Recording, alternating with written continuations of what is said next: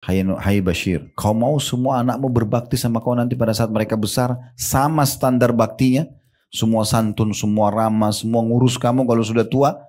Dia mengatakan iya. Kata Nabi SAW, sama ratakan mereka. Harus sama. Ya, berikan porsi makanan sama semua. Apalagi kalau dekat-dekat umurnya ya. Gitu. Berikan pakaian apa saja, nilainya harus sama. Kalau yang saya buat itu, di laptop saya pun saya susun tuh nama anak-anak.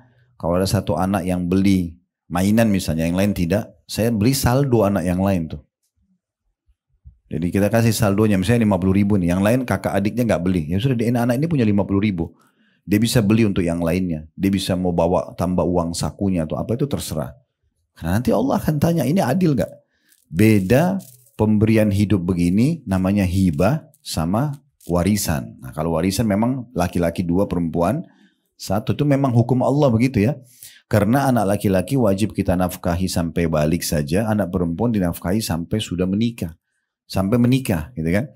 Makanya perempuan selalu aman, sebelum nikah wajib dinafkahi oleh ayahnya, setelah nikah wajib dinafkahi oleh suaminya. Anak laki-laki tidak seperti itu, makanya Allah kasih warisan mereka lebih banyak. Ya, dan tidak boleh dilanggar ini Bu ya.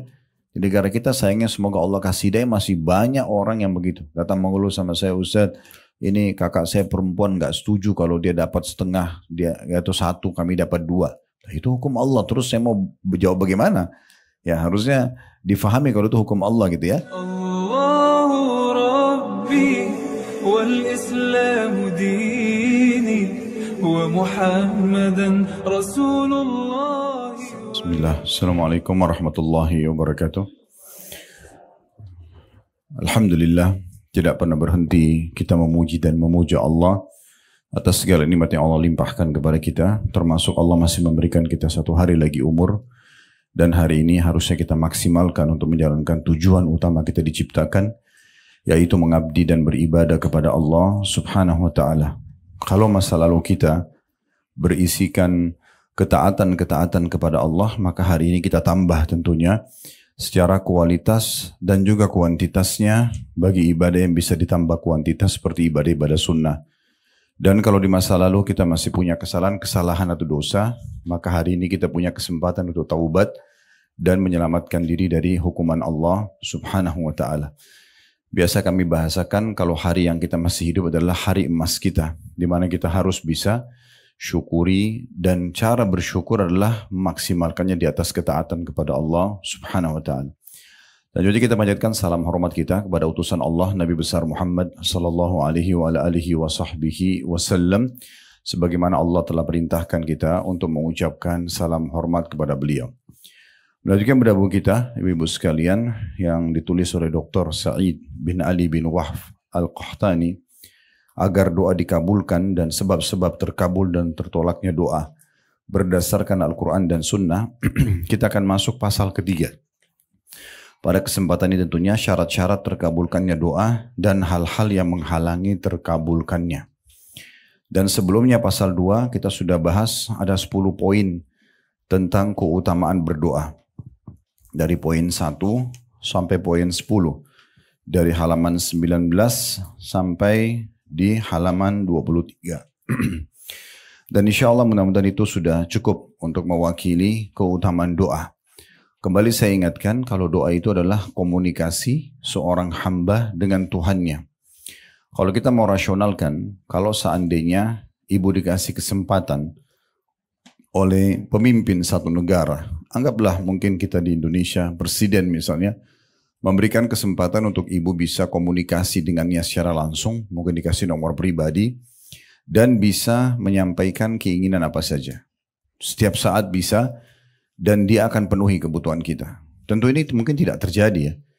Bahkan kepada anak sendiri pun mungkin belum tentu seorang pemimpin bisa penuhi semua kebutuhannya. Tetapi ini kalau kita andaikan saja. Kalau seandainya ada orang seperti kita, lalu diberikan kesempatan seperti itu oleh seorang pemimpin yang memang berkuasa, saya yakin kita sangat bangga dan kita tidak akan sia-siakan kesempatan itu. Apapun yang kita butuhkan kita akan sampaikan. Ini rasional saja. Sebenarnya doa jauh lebih dahsyat daripada itu tentunya. Karena kita sedang bicara kepada pencipta alam semesta ini. Kalau nikmat sedang ada pada kita apapun itu, Dari makanan, minuman, pakaian, kesehatan, harta, pasangan hidup, keturunan, kebahagiaan, dan segala macam hal. Maka yang ciptakan kita Allah, yang ciptakan semua nikmat itu Allah, yang bisa pertahankan dan menambahnya hanya Allah. Berarti kita sedang meminta itu kepada Allah yang memang pemilik yang sebenarnya. Begitu juga kalau kita sedang ada ujian, sakit, gangguan orang, difitnah, diganggu, ada orang utang gak bayar dan segala macam hal. Yang ciptakan kita Allah, yang ciptakan permasalahan itu sebenarnya penciptanya Allah. Dan yang bisa memberikan jalan keluar terbaik hanya Allah subhanahu wa ta'ala. Dan tidak ada satupun dari raja manusia yang bisa seperti ini. Allah subhanahu wa ta'ala memudahkan kita agar bisa komunikasi secara langsung dengannya, dan itulah namanya doa. Satu buku ini membahas semua tentang masalah komunikasi itu kepada antara kita dengan Allah subhanahu wa ta'ala. Maka jangan disia-siakan kesempatan ini. Dan ingat salah satu dari poin yang merupakan keutamaan doa adalah sabda Nabi SAW, وَلَيْسَ أَكْرَمُ عَلَى اللَّهِ مِنَ الدُّعَى. Dan tidak ada sesuatu yang lebih mulia di sisi Allah dibandingkan doa. Dan juga ada hadis riwayat Tirmidzi, "Man lam yad'ullaha yaghdab 'alaihi." Siapa yang tidak berdoa kepada Allah, maka Allah justru murka kepadanya. Jadi kalau ada orang di antara kita justru tidak memaksimalkan fasilitas agar dia bisa mohon, merengek, manja dengan Tuhannya, maka Allah marah padanya. Makanya seorang penyair Arab mengatakan kurang lebih artinya, jangan kau minta sama manusia, karena kalau kau minta padanya, dia akan marah. Sekali, dua kali, tiga kali kita minta, mungkin dia kasih, tapi yang keempat, yang kelima, yang keenam, dia akan marah.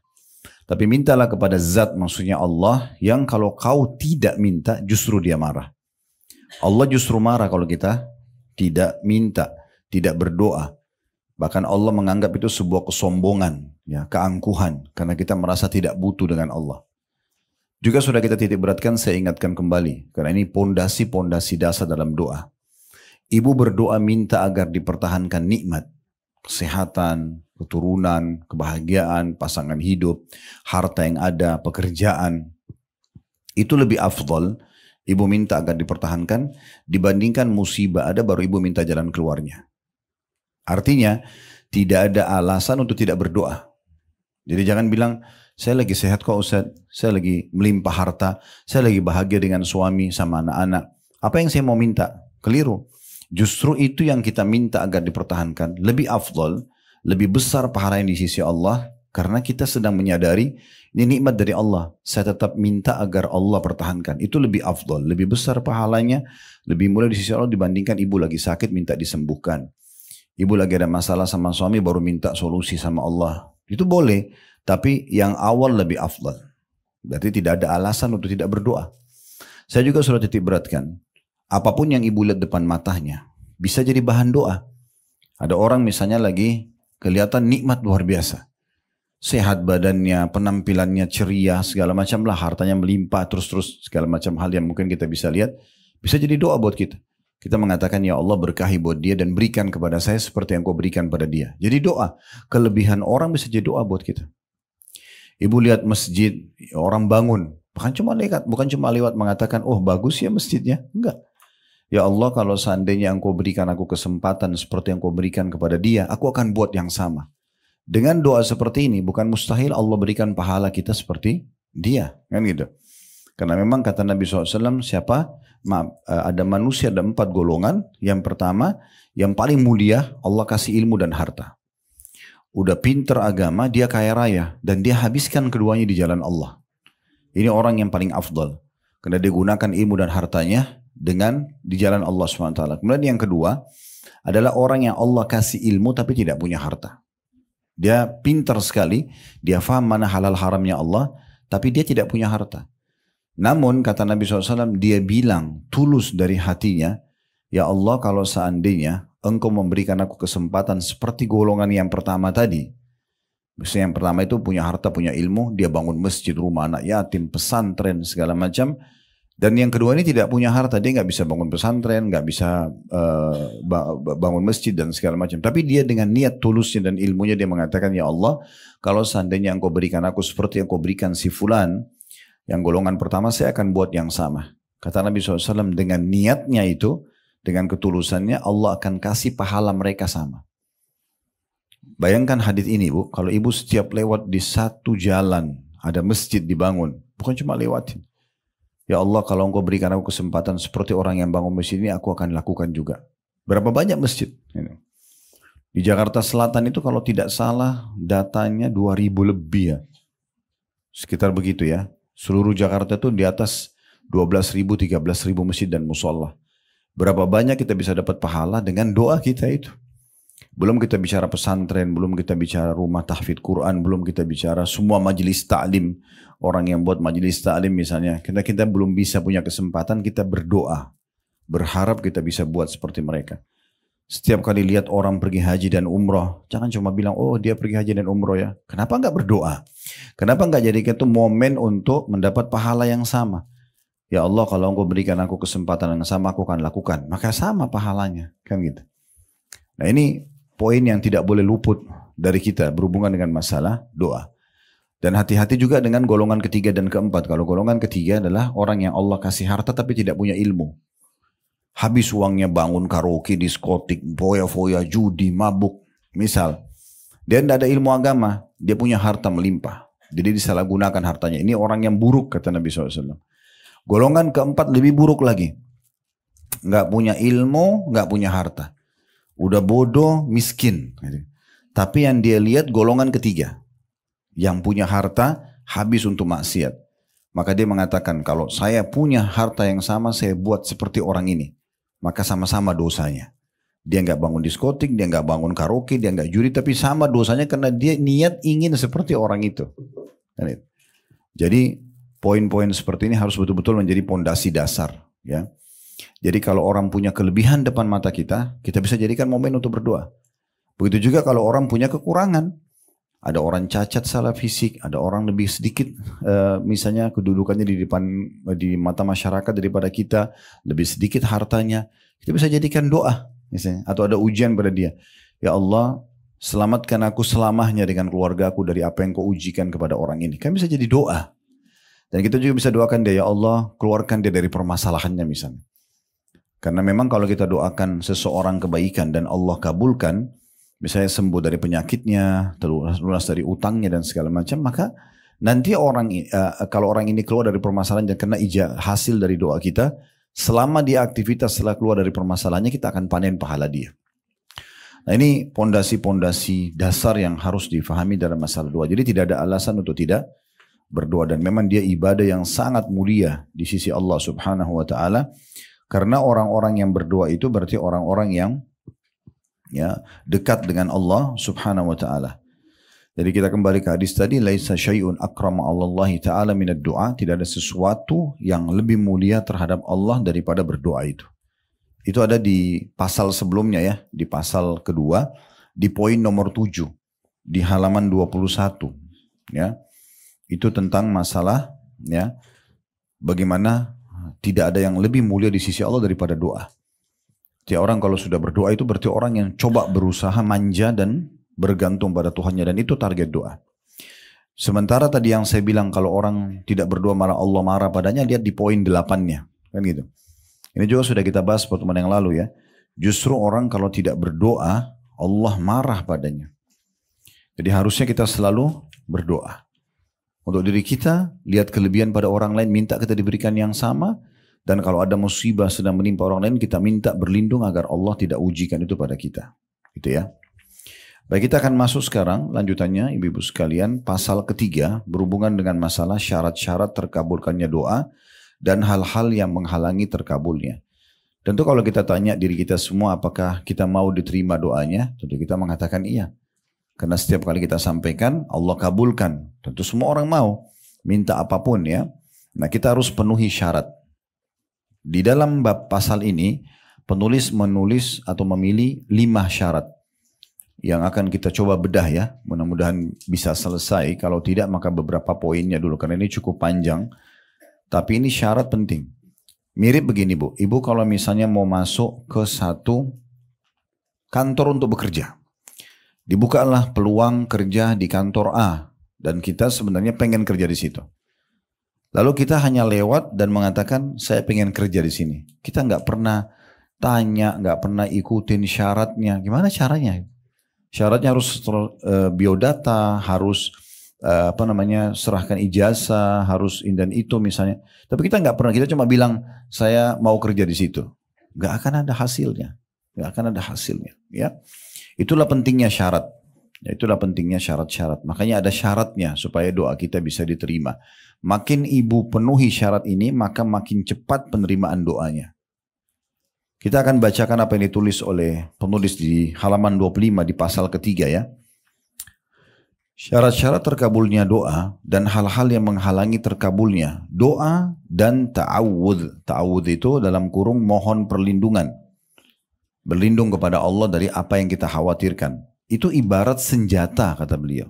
Ibarat senjata. Maksudnya tidak ada yang lebih kuat daripada ini. Kalau senjata yang kita pakai berperang bu, tembak, pistol misalnya atau yang sejenisnya ya, senapan dan seterusnya, itu mungkin jangkauannya terbatas. Kapan dia kita tembakin ke tembok yang kuat, mungkin tembok itu bisa tembus bisa tidak. Belum tentu kena sasaran musuh kita. Tetapi kalau doa itu beda. Apapun bisa ditembus dengan doa. Sampai ke dalam hati manusia yang tadinya mungkin benci kita bisa berbalik menjadi menyukai kita. Misalnya. Atau orang yang jahat bisa jadi baik kepada kita. Atau keadaan kita yang sudah terpuruk. Ekonomi terpuruk, kesehatan terpuruk bisa berbalik menjadi 180 derajat. Menjadi sehat, menjadi kaya. Itu semua hanya doa. Makanya bahasa penulis ini penting sekali ya. Doa, minta apapun kepada Allah. Dan ta'awud, minta berlindung kepada Allah dari masalah yang sedang dihadapin. Itu ibarat senjata. Kehebatan senjata bergantung kepada pemakainya. Walaupun senjatanya bagus, tapi kalau yang menggunakan tidak faham, maka juga tidak berfungsi ya. Kita kalau kasih pedang yang tajam, tapi pada anak bayi, dia nggak tahu cara pakainya, kan gitu, nggak mungkin. Atau mungkin handphone lah sekarang, kalau kita kasih handphone anak bayi, dia ngerti apa? Dia nggak ngerti apa-apa, dia nggak tahu nilainya. Bisa ibu-ibu kalau kasih anaknya yang kecil mungkin bisa dibuang handphone itu, dia nggak paham ya nilainya. Jadi memang harus juga tergantung pada pemakainya. Bukan hanya dari ketajamannya saja. Apabila senjata telah sempurna, tidak ada cacatnya, lengan yang menggunakannya kuat, dan juga penghalang tidak ada. Niscaya dapat membinasakan musuh. Berkumpul antara senjata yang kuat itulah doa. Berkumpul dengan orang yang mau menggunakan senjata itu dan faham. Maksudnya dia sering berdoa. Dia penuhi syarat-syarat doa itu. Maka secara otomatis bisa memenuhi apa yang kita inginkan. Apabila kurang salah satu dari 3 perkara ini, maka pengaruhnya menjadi berkurang juga. Senjatanya ada, tapi lengannya nggak kuat, ya, gitu kan? Di situ dikatakan begitu ya. Jadi kalau senjata itu tidak ada cacatnya, lengan yang menggunakan kuat dan tidak ada penghalangnya, sempurna bisa melawan musuh. Tapi kalau salah satu dari 3 ini, ya, ada yang kurang, maka juga berkurang fungsinya. Ya. Jadi ibu sudah punya senjata yang bagus doa, perangkatnya. Tapi ibu sendiri nggak pernah berdoa.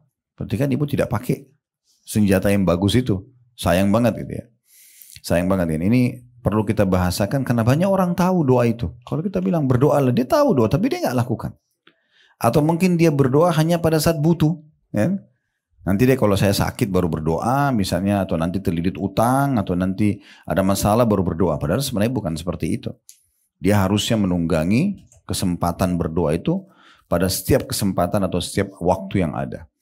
Ingat sabda Nabi SAW, saya ingatkan lagi, kita sudah bahas ya. Kenali dah Tuhan kalian di saat kalian sedang lapang. Maka dia akan kenali kalian di saat kalian sedang sulit. Jadi kalau ada orang mau diijabah doanya pada saat dia sedang kesulitan, maka dia harus sering berdoa di waktu dia lapang.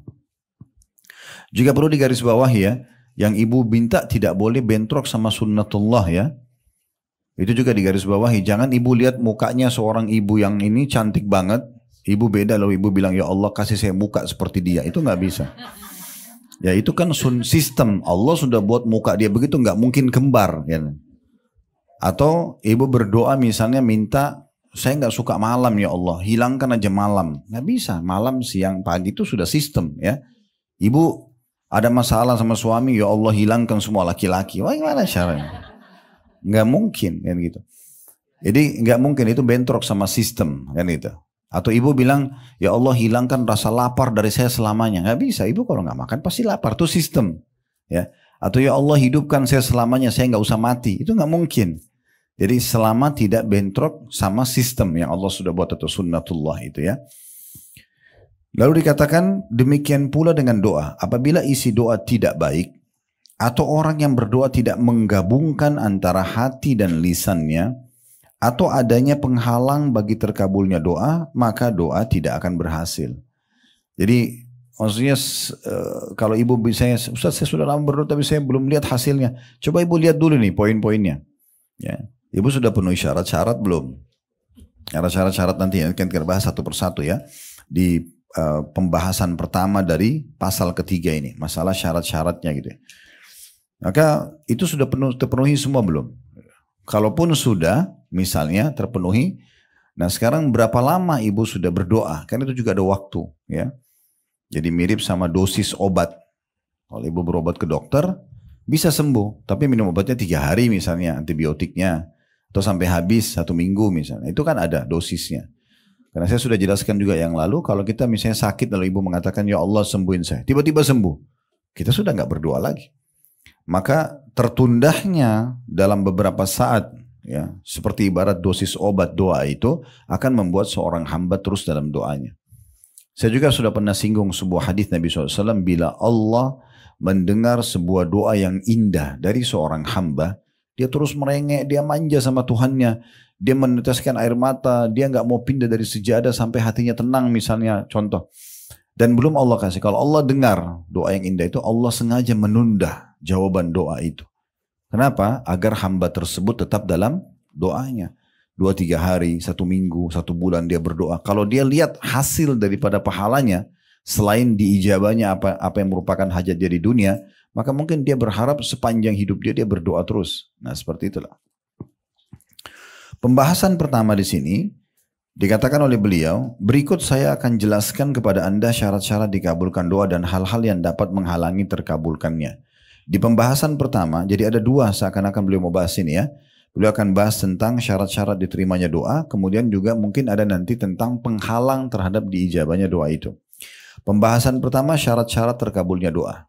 Jadi kalau terpenuhi syarat ini maka umumnya doa itu pasti akan diterima. Syarat secara etimologi atau bahasa adalah tanda dan alamat. Secara terminologi atau istilah ya, ialah apa yang tidak adanya mengharuskan tidak adanya sesuatu. Tetapi adanya tidak mesti menyebabkan adanya sesuatu dan tidak pula tidak ada secara zatnya. Maksudnya definisi saja. Intinya ibu kan walaupun tidak disebutkan definisi sudah paham apa itu syarat ya. Tidak mungkin terpenuhi apa yang kita inginkan tanpa penuhi syarat kan begitu. Nah itu sebenarnya poinnya. Terus dikatakan syarat-syarat terpenting bagi tergabulnya doa ada yang pertama ikhlas. Nah, di situ dikatakan syarat pertama. Ini tadi saya bilang ya ada kurang lebih 5 syarat yang saya lihat di sini ditulis oleh penulis ya. Itu dari halaman 26 syarat pertama itu sampai nanti di syarat yang terakhir yang kelima itu di halaman 38 ya. Jadi dari halaman 26 sampai 38 ya 12 lembar gitu ya. 12 bagian bahasan gitu ya. Saya tidak tahu ini bisa kita selesaikan atau tidak tapi kita coba bahas ya. Karena saya sudah bahasakan ibu-ibu sekalian target kita bukan menyelesaikan buku. Target kita adalah memahami isi buku. Karena kalau cuma selesaikan buku 1 kali pertemuan saya bisa bacain selesai gitu kan. Tapi bagaimana kita poin demi poin bisa jelas semuanya. Syarat pertama diterimanya doa. Dan syarat untuk diterima semua amal. Wajib ini bukan pilihan. Ikhlas. Ya. Dan ikhlas dikatakan yaitu membersihkan doa dan amal dari segala yang mencampurinya dan menjadikannya hanya untuk Allah semata. Yang tiada sekutu baginya, n-nya besar kata ganti Allah, tidak tercampur riya, ingin dipuji oleh orang, tidak pula berbangga-bangga diri, bahasa Arabnya sum'ah. Saya sudah sekian tahun berdoa, saya sudah bangun sekian banyak masjid, nah gitu ya. Bukan mengharap materi yang bakal sirna dan bukan pula karena berpura-pura berdoa. melainkan mengharap pahala dari Allah dan takut kepada azabnya serta mengharapkan keridhoannya. Ini satu paragraf kurang lebih definisi sekaligus penjelasan tentang apa itu ikhlas. Ya, saya ulangi lagi, diperhatikan. Ikhlas itu yaitu membersihkan doa dan amal dari segala yang mencampurinya, ya, dan menjadikannya hanya untuk Allah semata yang tidak sekutu baginya, tidak bercampur ria, tidak pula berbangga-bangga diri dengan ibadah atau doa itu, bukan mengharapkan materi yang bakal sirna. Jadi berdoa supaya dibayar orang gitu ya. Karena banyak orang begitu, datang berdoa supaya dapat duit, dapat makanan misalnya. Dan bukan pula karena berpura-pura saja. Karena orang lagi diat atau depan kamera, jadi angkat tangan berdoa ya. Seperti biasa dekat Ka'bah itu banyak orang gitu ya. Angkat tangan seakan-akan berdoa lalu difoto sama temannya. Dan depan orang semua lagi. Saya nggak tahu apa maksudnya. Kita mau jabarkan bukan ria. Dari mana gitu. Ya.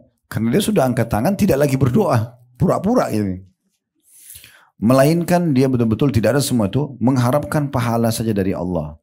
Dan juga dia takut kepada siksa Allah kalau tidak berdoa, ya. Dan juga mengharapkan keridhoannya. Sesungguhnya Allah telah memerintahkan ikhlas dalam Al-Quran. Salah satu ayatnya, atau dimulai dari ayat surah Al-A'raf ayat 29. Qul amara rabbi bil qist wa aqimu wujuhakum inda kulli masjidin wad'uuhu mukhlishina lahuddin kama bada'akum ta'udun. Katakanlah, Rabbku menyuruh menegakkan keadilan. Dan katakan pula, hai Muhammad, luruskanlah muka atau dirimu di setiap sholat dan sembahlah Allah dengan mengikhlaskan ketaatanmu kepadanya.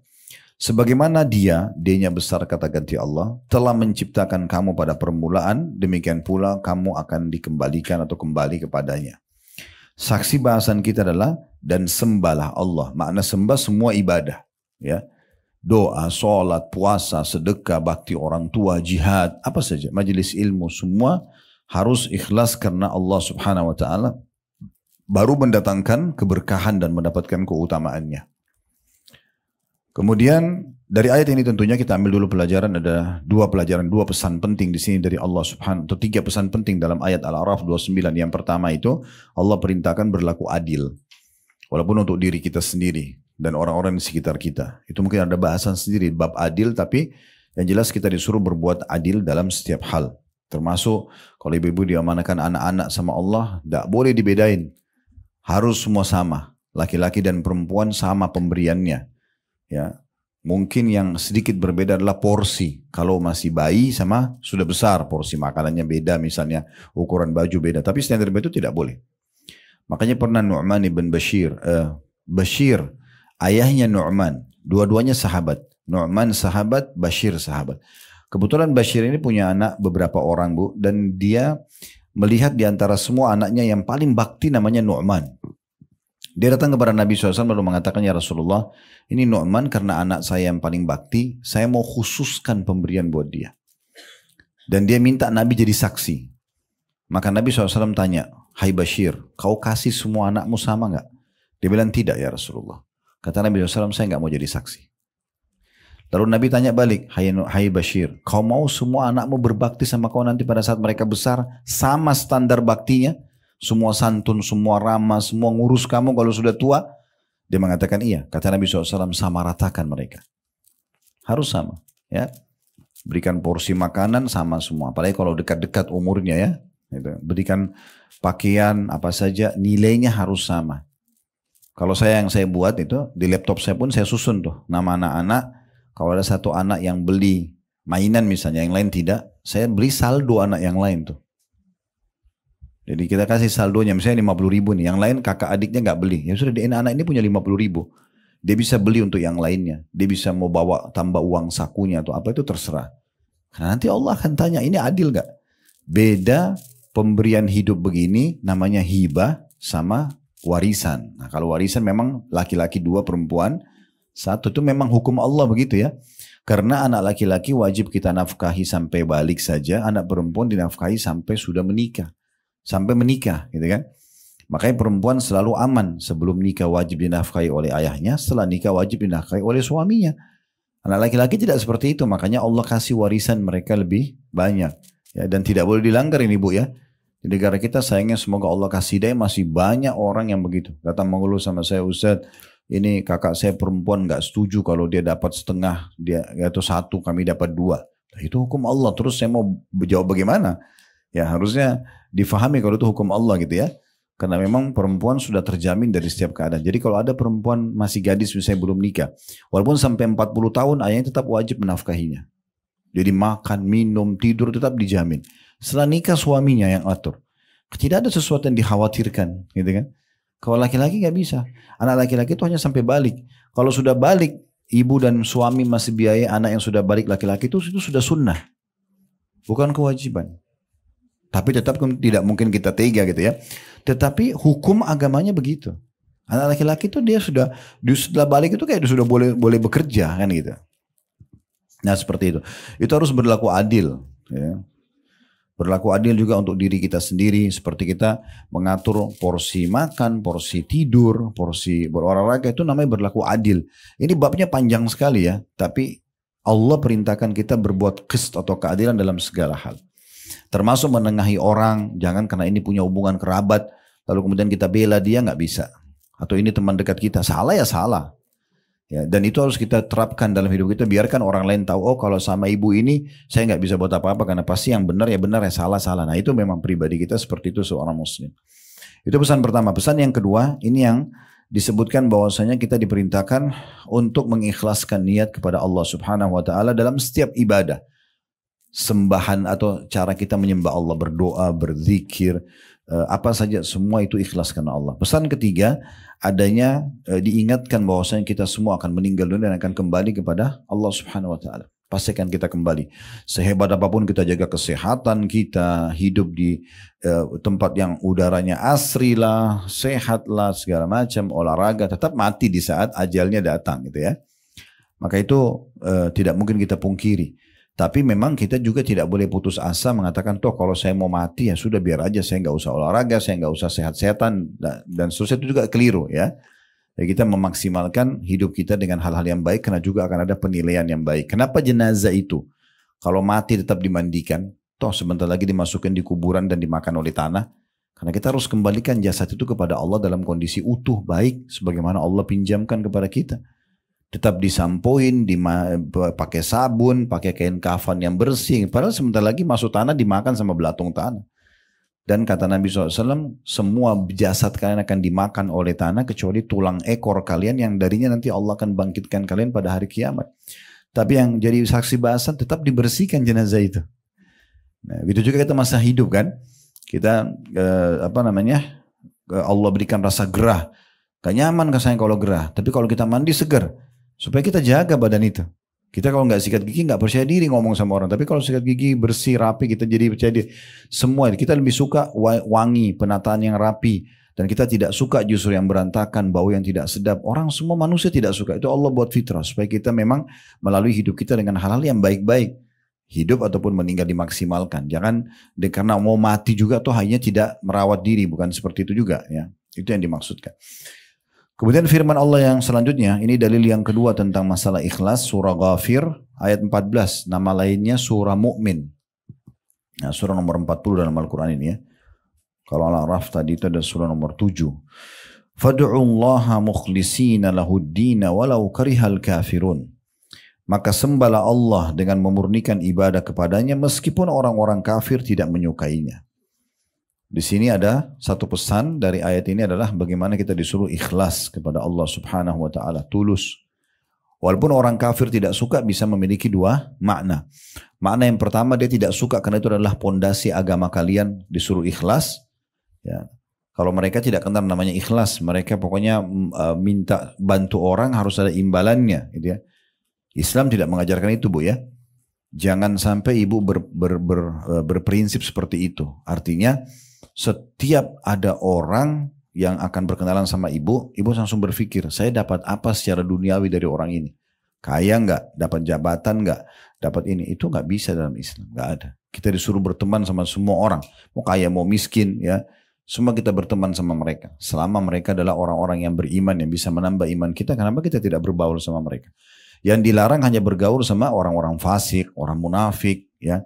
Fasik itu ahli maksiat, hidupnya semua penuh dengan pelanggaran agama. Jangan, kita terpengaruh nanti. Dia ke neraka, kita ke neraka. Dia dihukum, kita dihukum kan gitu. Tapi selama tidak kita berteman sama semua orang. Dan memang Islam menyuruh mendahulukan untuk mencari pahala dibandingkan urusan dunia. Berteman sama orang bagaimana kita bermanfaat bagi dia. Bagaimana kita bisa menjadikan teman kita, lingkungan kita, pasangan kita, anak-anak kita. Segala macam ini adalah sumber pahala buat kita. Gitu kan? Bukan bagaimana saya bisa meraih keuntungan dari dia. Nah itu poin yang harus kita garis bawahi. Nah itu perbedaan kita sama orang-orang kafir. Mereka suka itu sebagai pondasi agama kalian atau tidak suka nggak usah peduli, ya. Atau kalau mereka hidupnya selalu menghubungkan antara apa yang mereka lakukan buat orang lain harus ada unsur timbal baliknya, dibayar dengan duit dulu, gitu kan? Maka itu berarti juga sifat orang kafir. Orang Muslim tidak seperti itu. Kita dibalas, misalnya ibu kirim makanan ke tetangga, dibalas lagi makan atau tidak bagi kita nggak penting. Karena bagi saya sudah memberi, saya sudah sedekah. Kok dia kasih juga ya alhamdulillah. Gak usah bilang ini tetangga gak tahu diri ini ya. Saya sudah kirim makanan, masa kembali piring kosong. Nah, berarti ibu gak ikhlas. Ya, berharap ada unsur timbal balik. Kirim baju harus ada baju juga. Atau itu enggak dalam Islam enggak ada itu. Kita dahulukan gimana dicatat pahala oleh Allah SWT. Kalau orang kasih kita enggak ada masalah tanpa kita minta ya. Karena membuka pintu mengemis minta-minta haram dalam Islam. Haram nggak boleh. Masuk dalam kategori dosa besar, Bu. Bahkan dalam hadis yang sahih dijelaskan Nabi SAW melarang umatnya meminta-minta kalau masih bisa makan sehari sekali. Kalau masih punya makanan hari itu nggak boleh minta. Satu hari makan itu sudah nggak boleh minta. Yang boleh itu kalau betul-betul dia sudah kelaparan, dia akan mati kalau nggak makan. Itu baru boleh buka pintu minta. Itu pun minta di saat itu saja. Dan tidak ada sama sekali pintu yang lain. Kata Nabi SAW, tidak ada orang yang membuka pintu mengemis, kecuali Allah akan bukakan baginya pintu kemiskinan. Hidupnya akan terhina. Makanya sebagian ulama salah mengatakan, jangan buka pintu-pintu minta atau mengemis itu, karena dia akan mendatangkan kehinaan pada diri orang tersebut. Sekarang atau jangka panjang, gitu kan. Misal, kita minta nih sekarang sama orang. Satu waktu anggaplah ekonomi kita jadi baik, kita ketemu sama orang tersebut, mungkin kita lebih baik sekarang dari dia. Tapi kan ada kenangan dulu kita pernah minta. Kan begitu ya. Jadi lebih baik kita mulia. Dan Islam mengajarkan kepada kita kalau mau sesuatu ada jasa yang kita berikan. Kerja, ambil hasilnya. Itu gak ada masalah. Tapi kalau mengemis ya, ada orang subhanallah ini jadi penyakit secara jiwa. Sudah mampu pun datang ke rumah temannya selalu lihat barang apa. Bagus buat saya ya. Langsung main ambil. Ini gimana? Kan orang belum tentu punya lagi kan gitu. Tapi mungkin karena dia tidak enak dikasih. Untuk apa buka pintu itu? Kenapa menghinakan diri kita? Pengen beli kan selesai. Mau gratis terus. Gimana? Akhirnya rumahnya penuh dengan barang orang itu. Ya. Saya nggak nyinggung siapapun ya. Kalau ada yang merasa di sini alhamdulillah. Berarti tinggal memperbaikin gitu ya. Karena tujuan majelis ilmu memang untuk itu. Ya.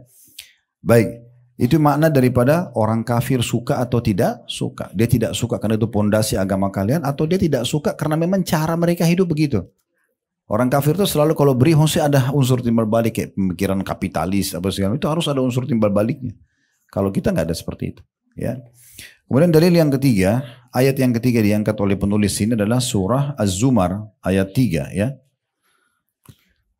Yang bunyinya ala lillahi dinul khalis walladzina ittakhadhu min dunihi awliya'a ma na'buduhum illa liyuqarribuna ila Allahi zulfa innallaha yahkumu bainahum fima hum fihi yakhtalifun innallaha la yahdi man huwa kadzibun kaffar. Ingatlah kata Allah, makna ingat pelajarilah ya.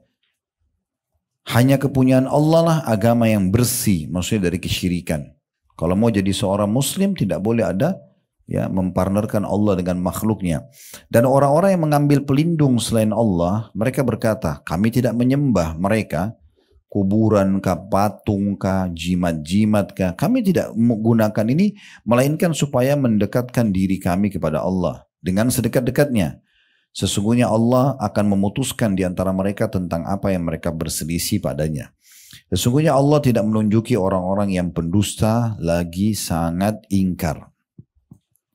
Kita coba bedah di sini, ayat ini menjadi beberapa faedahnya. Yang pertama adalah perintah untuk ikhlas. Ingatlah hanya kepunyaan Allah lah agama yang bersih. Tidak boleh ada partisipasi, dipartnerkan dengan makhluk ya. Karena riya itu kan, ibu sholat, riya. Maksudnya apa? Dia sholat karena Allah, tapi diikuti dengan pengen dipuji oleh orang. Itu kan berarti mempartnerkan Allah dengan makhluk. Itu namanya syirik. Itulah menyekutukan Allah. Itu Allah nggak mau. Allah mau dia murni sendiri. Ibu dilihat orang, tidak dilihat orang, tetap ibadah. Itu ikhlas namanya. Orang lihat tidak lihat tetap berdoa, tetap sedekah, tetap pokoknya kerjalah ngaji dan segala macam gitu ya. Jadi Allah melarang. Ini faedah pertama dari surah Az-Zumar ayat 3 ini. Kita disuruh ikhlas. Kemudian potongan yang kedua, sesungguhnya adanya ancaman bagi orang-orang yang menyekutukan Allah dengan sesuatu ya. Dan kebanyakan mereka menganggap apa yang mereka lakukan dari sekutu-sekutu itu adalah perbuatan yang baik. Kayak orang pakai jimat, ya mungkin ada perempuan karena mau cantik pakai susuk atau apa itu semua, atau mau supaya laris usahanya pakai pelaris. Semua ini nggak diperlukan. Kita nggak pernah punya pilihan untuk membentuk alis kita, bibir kita, hidung kita, telinga, rambut. Kita nggak pernah pilih, lahir begitu. Berarti Allah pencipta sudah pilihkan yang terbaik. Ibu nggak usah khawatir. Allah datangkan nanti orang yang suka itu. Iya. Jadi nggak perlu khawatir. Nggak usah ikuti mukanya dia atau mukanya ini, kan gitu. Saya pernah lihat cuplikan di negara kita ada orang laki-laki, tangannya puntung dua-dua, kakinya puntung. Ada istrinya, ada anaknya. Kuasa Allah. Allah datangkan jodohnya. Cuma kadang-kadang kita yang rewel. Datang ini, terlalu pendek. Datang ini, terlalu gemuk. Datang ini, terlalu hitam. Tidak mau. Ini datang sinyal Allah nolak terus. Istikharah saja. Kalau hati tenang, bismillah, kita tidak tahu mana yang baik gitu ya. Ada seorang wanita sangat cantik di Madinah. Terkenal sangat soleha dari keluarga baik-baik. Nabi punya seorang sahabat namanya Julaibib. Pernah dengar nama ini? Julaibib ini terkenal di masa Nabi itu dengan orang yang buruk rupa. Jelek orangnya secara fisik gitu ya. Begitu disebutkan dalam hadis. Terus Nabi lihat Julaibib ini orangnya tampangnya buruk ya, jelek, tambah badannya kecil, kurus. Nabi datang ketemu dia, lalu Nabi mengatakan, "Hai Julaibib, kenapa kau tidak nikah?" Dia bilang, dia tahu diri, dia mengatakan, "Ya Rasulullah, siapa yang mau sama saya nih?" Dia tahu diri, dia siapa yang mau? Kata Nabi, saya akan coba nikahkan kamu. Nabi pilih salah satu rumah orang Ansar yang ada perempuan cantik ini. Tapi dia terkenal keimanannya, sangat kuat imannya perempuan. Lalu Nabi SAW ucapin salam, disambut sama pemilik rumah. Nabi bilang, orang-orang Arab tuh biasanya kalau mau melamar dia bilang, kami punya hajat pada kalian. Kata-kata hajat ini berarti mau melamar gitu. Nabi bilang, kami punya hajat dengan kalian. Ini tuan rumahnya kira Nabi yang mau melamar. Oh, selamat datang ya Rasulullah, sambut. Nabi bilang, bukan buat saya, buat Julaibib ini. Terus orang tuanya perempuan dibilang, sebentar, kalau untuk Julaibib kami tanya dulu anaknya. Begitu kalau ibu baca kisahnya itu ya. Kami tanya dulu anaknya mau nggak ini. Karena Julaibib dikenal memang buruk rupa gitu ya. Maka pas waktu ayah ibunya ini nyambut Nabi, rupanya si anak gadis ini dengar dari dalam. Langsung dia mengatakan, wahai ayah dan ibu, apakah anda berdua akan menolak lamarannya Rasulullah? Ini yang lamarin Nabi nih. Bukan orang biasa. Gak mungkin dia sembarangan datangin orang. Maka karena itu lamaran Rasulullah, nikahkan saya sama Julaibib. Ya. Akhirnya menikah. Baru berapa hari menikah, terjadi perang. Dan Julaibib ikut berperang, mati syahid. Dan waktu Nabi ketemukan jenazahnya Julaibib, itu digendong oleh Nabi. Di sebelahnya Julaibib ada 7 orang kafir yang dibunuh sama dia. Dia mati syahid dan dia juga membunuh orang kafir. Dan dengan itu istrinya ini dapat syafaatnya, kan masuk surga. Allah balas dengan begitu. Nah seperti itu gambarannya. Tapi itu cuma sebagai contoh saja gitu ya. Jadi sebenarnya orang tidak butuh untuk pakai hal-hal yang membuat dia menyekutukan Allah nanti ya. Karena di Indonesia ini dukun-dukun, karena dia tahu kita mayoritas muslim, mereka pakai kedok ya. Penampilannya seperti ustadz, seperti kiai, waduh, padahal dukun ya. Ini hati-hati sekali. Jadi kalau mau suami suka, pakai alam manusia aja ya. Nggak usah lintas alam. Bawa foto ke dukun buat lintas, datangkan jin. lintas alam supaya suami suka untuk apa? Tatapan mata yang syahdu, ucapan yang santun, jaman tangan yang ramah, tulus dari hati, selesai. Manusia suka. Itu saja kok cara manusia. Untuk apa pakai cara yang lain, mantra-mantra segala macam, makanannya, minumannya, pakaiannya, omong kosong semua ini ya. Kesyirikan kepada Allah, nggak boleh. Nggak boleh, itu diantaranya. Jadi nggak boleh. Kemudian selanjutnya, yang ketiga yang bisa diambil adalah bagaimana Allah Subhanahu wa taala memastikan kalau Allah akan menghakimi orang-orang yang berbuat kesalahan seperti ini, dan juga Allah tidak akan pernah memberikan petunjuk bagi orang-orang yang dusta dan sangat ingkar. Ya. Selanjutnya ayat yang keempat, saksi bahasan sudah jelas tadi di poin kedua ya, atau di poin pertamanya dalam surah Az-Zumar ini tentang Allah suruh kita ikhlas. Kemudian selanjutnya surah Al-Bayyinah ayat 5, Allah Subhanahu wa taala berfirman, وَمَا أُمِرُوا إِلَّا لِيَعْبُدُوا اللَّهَ مُخْلِصِينَ لَهُ الدِّينَ حُنَفَاءَ وَيُقِيمُوا الصَّلَاةَ وَيُؤْتُوا الزَّكَاةَ وَذَلِكَ دِينُ الْقَيِّمَةِ. Padahal mereka tidak disuruh kecuali supaya menyembah Allah dengan memurnikan ketaatan kepadanya dalam menjalankan agama yang lurus, dan supaya mereka mendirikan sholat dan menunaikan zakat, dan yang demikian itu adalah agama yang lurus. Saksi bahasan kita di sini adalah ada dua. Yang pertama, perintah menyembah Allah dengan memurnikan ketaatan kepadanya. Maksudnya tidak ada unsur manusia, tidak ingin dipuji oleh manusia segala macam. Memberi memang karena Allah, sujud dan ruku'un karena Allah, berdoa karena Allah, baca Quran karena Allah, semua karena Allah. Jadi tidak ingin pujian manusia. Ya. Dan perlu saya tambahkan poin di sini, ibu kalau lihat ada temannya ahli ibadah, keluarganya suka ibadah, jangan dipuji depannya ya. Tidak boleh dipuji. Kamu tadi sholat bagus banget ya. Itu jangan dipuji, nggak boleh ya. Karena jangan sampai dia ikhlas jadi berubah ya. Makanya pernah ada orang di masa Nabi SAW sholatnya bagus banget. Jadi sangat bagus tuh maknina, takbiratul ihram, rukunya, i'tidalnya, sujud, semua dengan tenang sampai salam. Itu agak jauh dari Nabi. Ada orang duduk di sebelah Nabi bilang begini, ya Rasulullah, saya suka banget dengan sholatnya orang ini. Luar biasa gitu. Maksudnya khusyuk. Nabi bilang, jangan kau perdengarkan itu. Karena kau perdengarkan pada dia, kau akan membinasakannya. Sekarang ikhlas sudah bagus nih. Begitu kau bilang, oh tadi sholatmu bagus ya. Wah dia ikutin jadi riak kan. Jadi masalah itu ya. Jadi gak usah dipuji-puji. Nah sama ibu juga kalau buat baik, gak usah tunggu dipuji. Ibu bantu orang nih. Terus diambil langsung dia pergi. Jangan bilang ini orang gak tahu terima kasih. Lo memang mau dipuji sama dia atau memang ikhlas kan Allah? Ya sekarang biarin aja. Makin orang terima pemberian kita, makin kita dipuji, makin bagus. Kita makin bersih hatinya kan. Dan setiap kali sudah berbuat amal, lupain aja. Sudah dicatat oleh malaikat. Tidak usah diingat-ingat. Ini biasa kalau kita suka ingat-ingat ini, itu jadi senjata buat syaitan itu. Oh saya sudah 1 tahun ini sholat malam terus. Nah, diingat-ingat. Akhirnya syaitan bisa tunggangi tuh. Lagi ngobrol sama teman-teman. Mereka ngomongin, oh saya kok susah sekali bangun sholat malam ya. Syaitan bisikin, bu kan kamu sholat malam 1 tahun kan gitu. Ceritain pengalamannya. Baru bisikannya bagus gitu kan. Supaya mereka juga termotivasi. Ini omong kosong. Ya. Kan tidak perlu begitu. Apa yang motivasi ibu dulu mau sholat malam, cuplikan ceramah misalnya. Kirim aja ke grup kasih mereka. Gak usah kita ceritain diri kita. Karena antara ikhlas sama riya ini tipis sekali. Dan itu. Kita tadinya ikhlas, bisa jadi riya. Padahal sudah ikhlas, itu kan bahaya sekali. Jadi harus hati-hati sekali masalah itu. Itu poin yang pertama. Poin yang kedua, kita diperintahkan untuk mendirikan sholat dan juga menunaikan zakat. 2 rukun Islam yang sudah masyhur tentunya.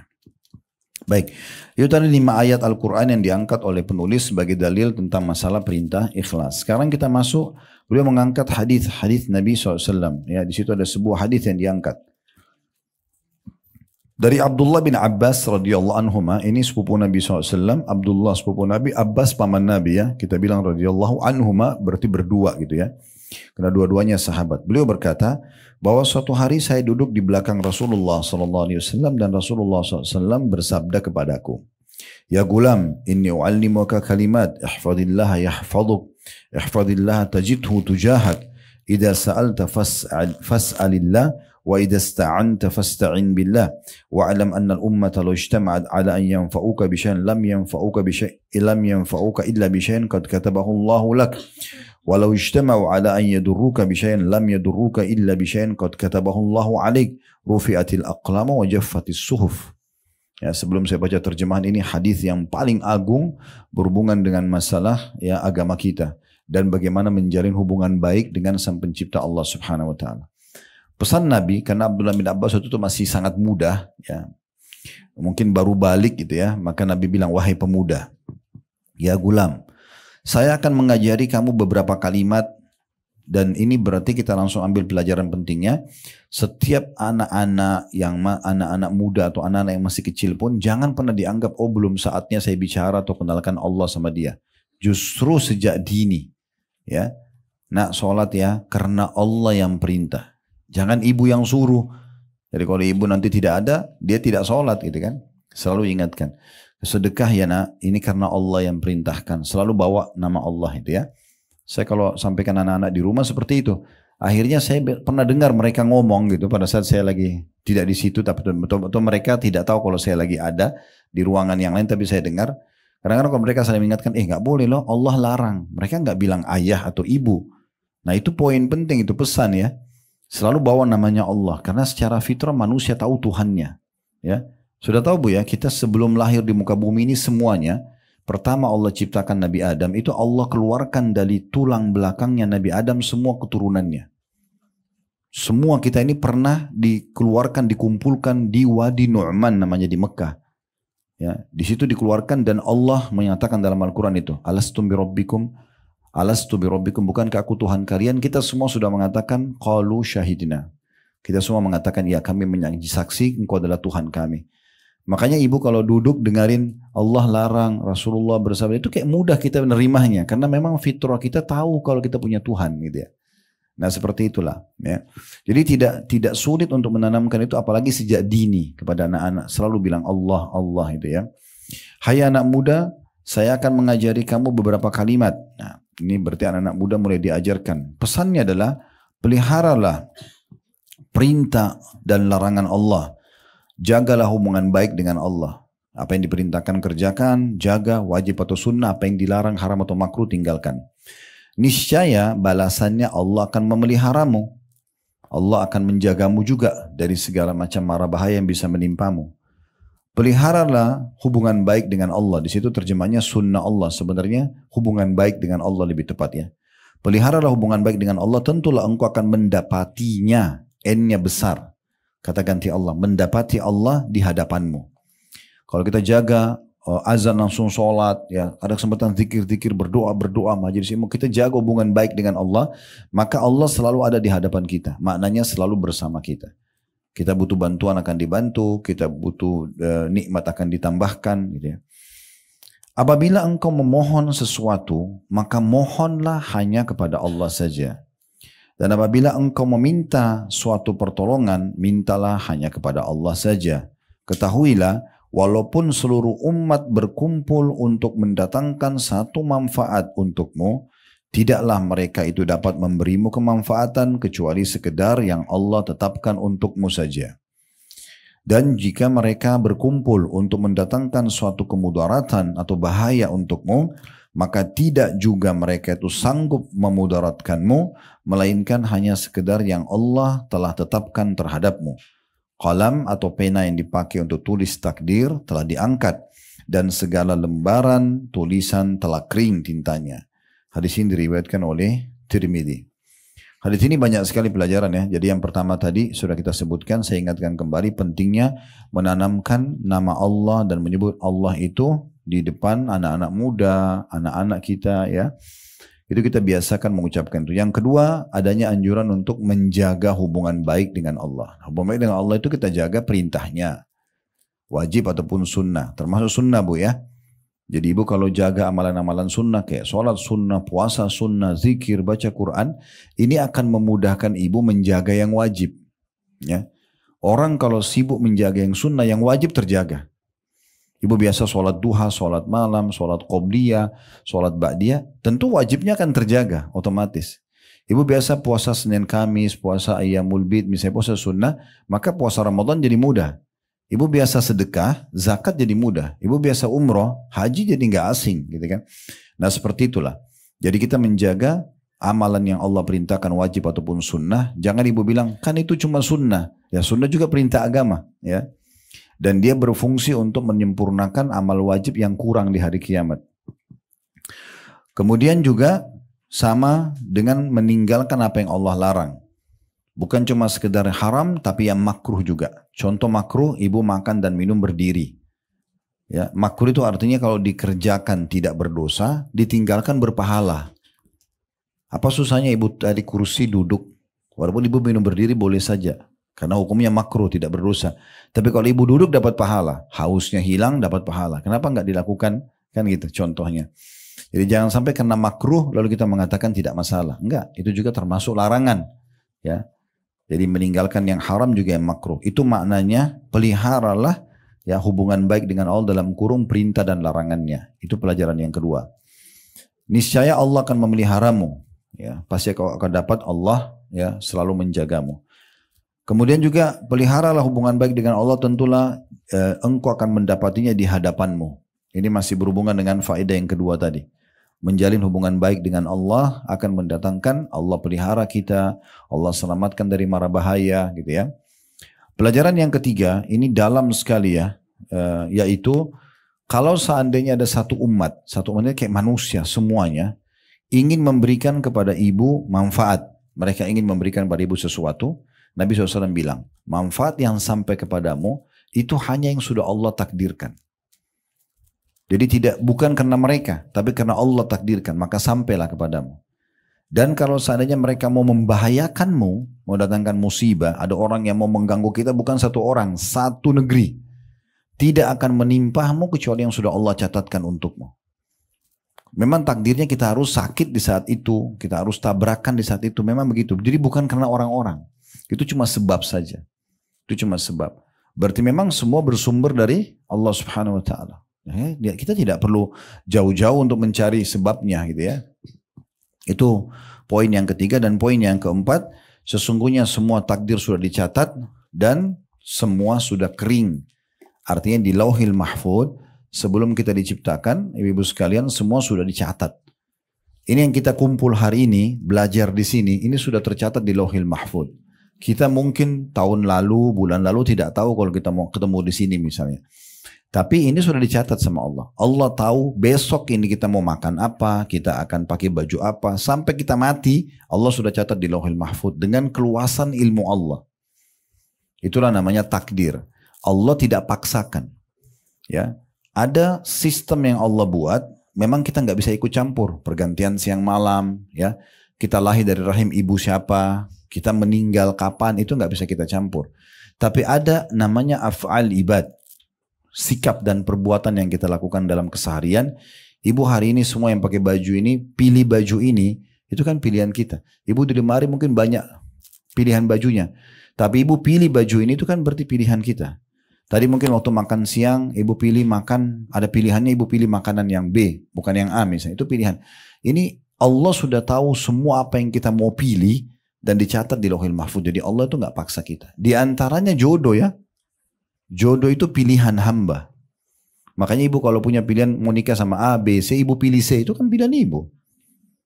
Jangan bilang, oh ini Allah jodohin sama saya. Nah ibu yang pilih gimana? Kan itu. Ibu kan masih punya opsi lain. Mirip dengan pilih baju, mirip dengan pilih pekerjaan, mirip dengan pilih berteman, sama itu. Kan itu juga sama. Tapi kalau kita pilih si fulan sebagai pasangan kita pilih makanan ini sebagai makanan kita hari ini, itu Allah sudah tahu dicatat di Lauhil Mahfuz. Itu tidak akan pernah berubah. Tidak akan pernah berubah. Itu yang dimaksud dengan di sini, pena yang mencatat takdir itu sudah diangkat dan yang ditulis itu sudah kering tintanya, nggak bisa berubah lagi. Itu makna daripada penutupan hadis di sini. Kemudian dikatakan memohon kepada Allah berarti berdoa kepadanya dan mengharapkannya, sebagaimana firman Allah Subhanahu wa taala, was'alullaha min fadlih innallaha kana bikulli syai'in alima. Dan mohonlah kepada Allah sebagian dari karunia-Nya. Sesungguhnya Allah itu maha mengetahui segala sesuatunya. Jadi maksudnya minta apa saja dari Allah. Jangan ibu minta kepada Allah, Bu, apa yang ibu anggap besar saja. Misalnya nanti kalau sudah nggak sembuh, sudah 30 dokter dikonsultasi nggak sembuh, baru sholat malam. Ya. Baru umroh, baru mohon sama Allah, keliru. Allah dulu, baru ikhtiar manusia. Perhatikan, kita disuruh berdoa kapan? Sebelum memulai aktivitas. Berdoa sebelum makan, berdoa sebelum tidur, berdoa sebelum keluar rumah. Itu kan doa sebelum. Nah itu yang kita lakukan. Jadi sebelum berobat berdoa dulu, libatkan Allah. Nanti Allah mudahkan dokter yang cocok, resep yang cocok. Makanya resep dokter itu cuma tertulis semoga lekas sembuh. Gak ada Anda pasti sembuh, itu gak ada. Ya. Jadi yang sembuhin kita itu Allah. Sebabnya mereka saja. Kalau Allah gak mau sembuh, gak akan sembuh. Biar kita konsul sama dokter terbaik pun gak akan sembuh. Kan begitu poinnya. Jadi ini menguatkan hubungan kita dengan Allah Subhanahu Wa Taala. Kalau Allah itu pengatur segala sesuatunya. Makin kuat keyakinan seperti ini atau akidah kita, maka makin mudah kita melalui kehidupan. Kita kalau lagi senang yang ciptakan kita Allah, ciptakan itu juga Allah, kita bisa ya menikmatinya dan menambahnya dengan izin Allah. Kalau ada musibah, bahkan ada yang kita takuti depan mata kita, hewan yang buas misalnya, gempa bumi, apalah segala macam, atau penjahat, Allah yang ciptakan mereka. Allah bisa membalik keadaan mereka menjadi ya baik kepada kita. Kalau tidak salah dinukil, ada seorang ulama namanya Hasan Basri. Sehingga saya ini kasusnya Hasan Basri atau Sa'id bin Musayyib, salah satu dari dua orang ini. Tapi kisahnya benar, ada di masa mereka itu ada satu raja zalim, pemimpin zalim namanya Hajjaj bin Yusuf. Hajjaj ini setiap ada orang yang dia tidak suka dibunuh. Mau dia ulama, mau dia siapapun, pokoknya pendapat saya begini, bertolak belakang, penggal lehernya. Itu terkenal kejam banget itu, ya. Sampai di istana dia itu terkenal dengan ada kulit hewan unta yang dikeringkan dan ada pedang. Jadi setiap ada orang tolak, taruh di situ, ditangkap sama argunya, dipenggal sama dia. Itu. Satu waktu pernah dia undang, ini tadi saya bilang, urusan Hasan Basri, mungkin saya belum saya. Seingat saya sih mungkin salah satunya ya. Yang jelas datang, dan pada saat dipanggil ini biasanya sudah nasibnya 50% hidup, 50% mati. Karena dia akan tanya banyak hal, menjebak, kalau salah dibunuh gitu kan. Tapi uniknya, pada saat dia datang, tiba-tiba dari depan pintu sudah disambut oleh Hajjaj. Belum pernah Hajjaj berdiri dari singgasananya sambut orang, disambut depan pintu istana, dipanggil duduk di sebelah singgasananya, ditanya banyak hukum agama, kemudian dikasih parfum yang termahal waktu itu ada dia punya, diolesin di tangan dan di jenggotnya si alim ini gitu. Udah akhirnya pergi, orang itu pergi, si alim ini pergi. Begitu pergi ditanya oleh orang-orang, kami sangat yakin tadi waktu Anda dipanggil ini cuman kehidupan Anda cuma tinggal pada saat ngobrol aja sama dia. Karena dia memang sering gitu. Terjebak orang, dibunuh gitu. Apa yang Anda ucapkan? Kenapa Anda bisa selamat dari jahatnya orang ini? Dan tadi waktu Anda masuk, saya lihat mulut Anda komat kamit. Dia bilang, saya berdoa kepada Allah, ya Allah jadikanlah kejahatannya ya, dan keganasan orang ini justru menjadi kebaikan dan kasih sayang buat saya. Allah balik orang jahat itu jadi baik buat dia. Dan begitu semuanya, ya. Jadi tidak ada yang mustahil. Kisah yang lain adalah seorang salafus saleh pernah dia tidur di sebuah hutan karena masa dulu orang cuma handalkan cahaya matahari. Tiba maghrib dia sudah di tengah hutan, dia tidur. Dia bangun sholat tahajud, begitu dia selesai 2 rakaat pertama, depan mata dia ada harimau meraung dengan keras, gigi taringnya kelihatan, udah lapar mau makan dia. Dia berpikir kalau saya coba melawan, harimau lebih kuat, lari lebih kencang. Lalu dia mengatakan, kalau seandainya, dia bilang hadap harimau itu, kalau seandainya Allah yang telah menciptakan saya dan kamu mengutusmu untuk memakanku, takdirku dimakan sama kamu, saya tidak akan melawan. Tapi kalau kau datang untuk mengganggu ibadahku dengan Allah, aku akan minta kepada Allah untuk membinasakanmu. Dia bilang sama harimau itu begitu, dengan penuh keyakinan. Maka harimau itu tiba-tiba menutup mulutnya lalu meninggalkan orang ini. Seganas apapun harimau itu makhluknya Allah juga. Itu keyakinan, nama itu akidah. Kalau ini kuat di dirinya ibu-ibu akan hidup bahagia. Karena tenang sekali. Ada nikmat kita berharap tinggal minta sama Allah. Mau rumah besar, mau amal soleh orang buat, kita bisa minta. Seperti yang saya bilang. Ada musibah, ada masalah, Allah bisa selamatkan kita.